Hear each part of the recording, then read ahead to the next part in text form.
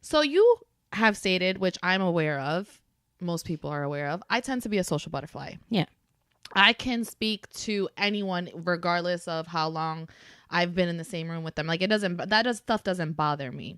So I want to know, do you think that is using your social butterfly and being able to read people's skills to get ahead in life, you being fake or you being smart?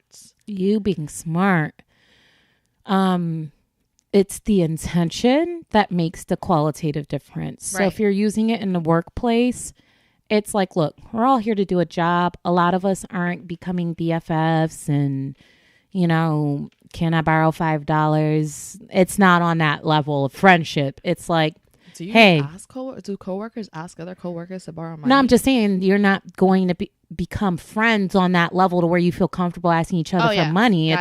It's a working relationship, meaning like, hey, I'm going to be out tomorrow. Is there any way you could cover for me, and vice versa type thing. So I feel like establishing those relationships in the workplace are important because we are going to have to lean on each other at some point in time. Mm-hmm. And if me using the social skills that I use in my normal friendships outside of work, and I'm bringing those same skills into the workplace, can help develop those working relationships, which are important.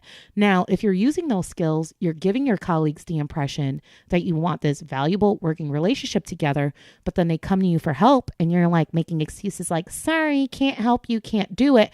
I feel that that's being fake because you led that person into believing that you're in their corner, you're cool with them. And then when it comes down to it, you don't deliver. So I feel the intention is a huge piece. Yeah.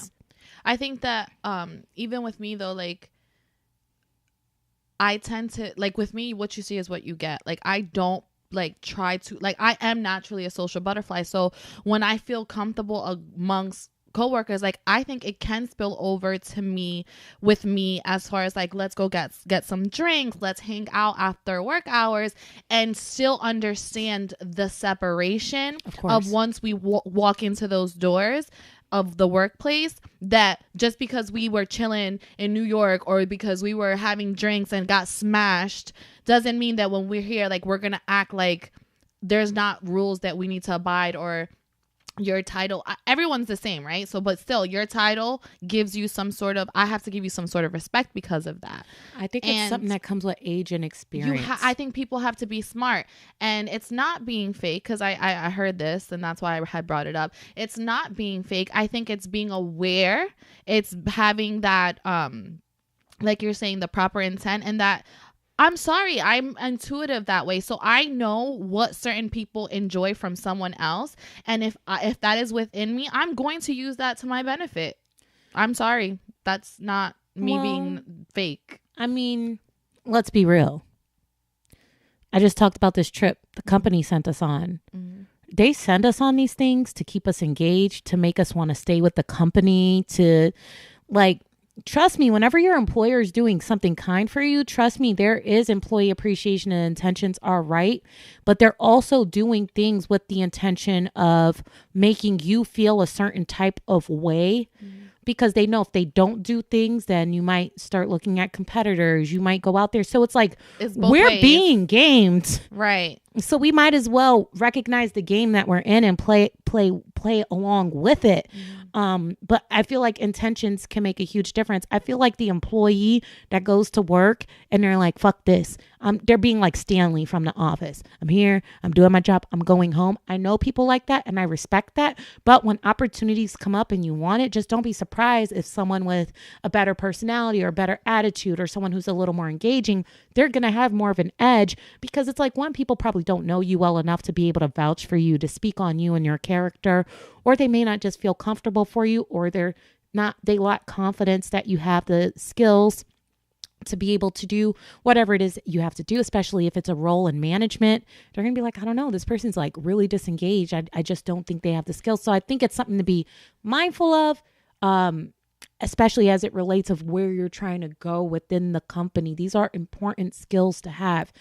Question. So I was going to ask you, was it feedback that you've heard that's bringing this up, or is it in your mind that you're trying to be self-aware and ask yourself if you're being a little bit of both, but It's also feedback that I've heard, and it's because I feel that the people that probably feel this way is because they are the disengaged people, and I think that people fail to realize that when someone thinks, oh, I don't know this person enough to recommend them to perhaps having an upper management position, them not knowing you enough and only knowing that you are disengaged is enough for them to know that they would not want to recommend you.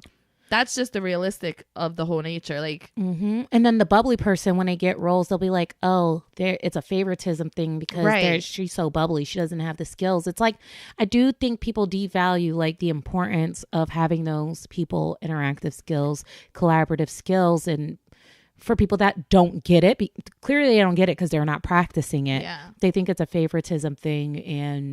And like about me being a social butterfly, like I'm a talker. Like I can talk forever about all types of topics, and I think that people probably look at that are disengaged and say things like, oh well, how it's favoritism, there's no way that she can get her job done. Baby, not only do I get my job done, but I get other people's job done too. And this is why people are okay with me being like bubbly and talkative and not say, hey, can you please go get your work, because all of that shit is done.